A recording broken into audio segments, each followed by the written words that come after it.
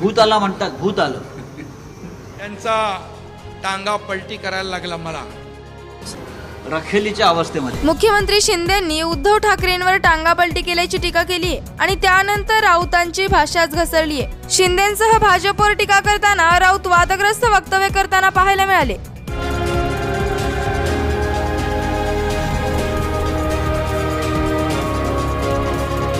आपण बाळासाहेब आणि मोदी साहेबांचे फोटो लावून मतदान मागितलं, बरोबर आहे, आणि म्हणून त्यांचा टांगा पलटी करायला लागला मला. सध्या शिंदे गट हा भाजपच्या रखेलीच्या अवस्थेमध्ये. हे स्वतः मुजरा करण्यासारखं इतरांच्या घरी जाऊन नाचतात. हे नाचे खरे, हे नाचे हे. आपण बाळासाहेब आणि मोदी साहेबांचे फोटो लावून मतदान मागितलं, बरोबर आहे, मग सरकार कुणाबरोबर स्थापन व्हायला पाहिजे होतं, झालं कुणाबरोबर, आणि म्हणून त्यांचा टांगा पलटी करायला लागला मला. सरकार पलटवावं लागलं. दुसऱ्यांसोबत सरकार केलं म्हणून मी यांचा टांगा पलटी केला असं एकनाथ शिंदे बोलतात. दुसऱ्यांसोबत म्हणजे दुसऱ्यांसोबत तुम्ही कोणासोबत केलं? तुम्ही सध्या शिंदे गट हा भाजपच्या रखेलीच्या अवस्थेमध्ये. सध्या शिंदे गट हा भाजपच्या रखेलीच्या अवस्थेमध्ये. यांना आता बेस राहिलेला नाही आणि त्यामुळे त्यांचं मानसिक संतुलन बिघडलंय. कुणाला बोलतात रखेल? अर्थ कळतो त्याचा? आम्ही होतो आम्ही, जे तुमच्या नाकावर टिचून उठाव केला. काय वाकडं केलं कुणाचं? काय कुणाला तुमचा दबाव होता? हे स्वतः मुजरा करण्यासारखं इतरांच्या घरी जाऊन नाचतात. हे नाचे खरे, हे नाचे हे. मोदीजींचं इंजिन असल्यामुळे आपली विकासाची गाडी वेगाने निघाली आहे. दुसरीकडे पण गाडी आहे राहुल गांधींची, पण केवळ इंजिन आहे, डब्बा नाही आहे. कारण प्रत्येकाला वाटतं आम्हीच डब्बे आहोत. उद्धव ठाकरे म्हणतात मी पण इंजिन आहे, शरद पवार म्हणतात मी पण इंजिन आहे. तो चेहरा आहे की मुखवटा येणारा काळ ठरवेल.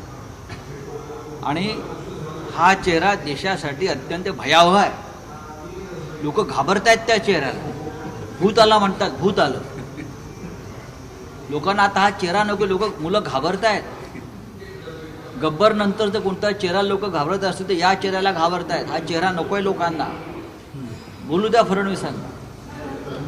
बरं, काही भुताटकी आहे भाजप म्हणजे, त्याचं नेतृत्व म्हणजे. सध्या भाजप विरुद्ध संजय राऊत असा सामना सुरू झालाय आणि महाराष्ट्रात आता मोदींचं नाणं नाही तर ठाकरे आणि पवारांचं नाणं चालेल असे उद्धव ठाकरे म्हणाले. आता त्यांना लक्षात आलंय की महाराष्ट्रातल्या जनतेने नाणेबंदी केलेली आहे. या महाराष्ट्रामध्ये मोदींचं नाणं चालणार नाही. इकडे ठाकरे आणि पवारांचंच नाणं वाजणार. मोदींचं नाणं वाजू शकत नाही. बहुत बहुत धन्यवाद. आणि म्हणून ही सगळी फोडाफोड चाललेली आहे. शिवसेना फोड, राष्ट्रवादी फोड. ठाकरेंच्या याच टीकाला भाजपचे प्रतिअध्यक्ष बावनकुळे यांनी प्रत्युत्तर दिलं. महाराष्ट्रात फक्त माझं नाणं चालणार असं सांगून तुम्ही काँग्रेसला तर कवडी मोल ठरवून टाकलं.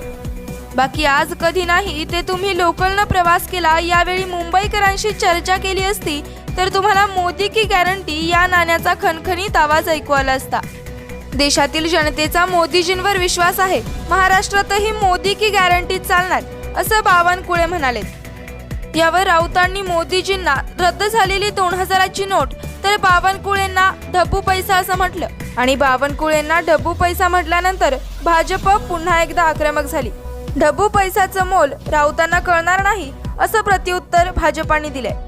मोदीचं नाणं जे आहे बरं का, हे घासून पुसून गेल्या 10 वर्षात गुळगुळीत झालेलं आहे.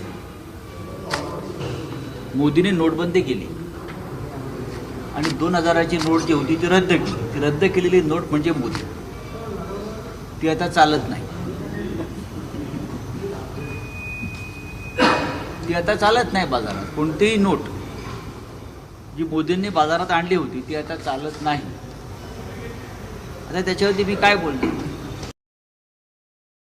बावनकुळे हा कालबाह्य झालेला ढब्बू पैसा आहे बरं का. बावनकुळे हा कालबाह्य झालेला ब्रिटिशकालीन ढब्बू पैसा आहे.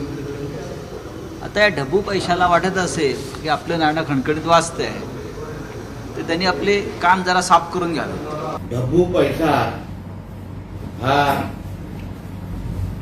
स्वराज्य संस्थापक छत्रपती शिवरायांनी सुरू केलेलं नाणं आणि त्याचा अपमान किंवा त्या पैशाचं किती महत्व या औरंग्याच्या वंशज असलेल्या संजय राजाराम राऊतला आहे, याचं उत्तम उदाहरण आज त्यांनी सकाळच्या पत्रकार परिषदेमध्ये दिलेलं आहे. पहिल्या टप्प्यातील मतदानासाठी 5 दिवस बाकी आहेत. Bureau report, ABD Marathi.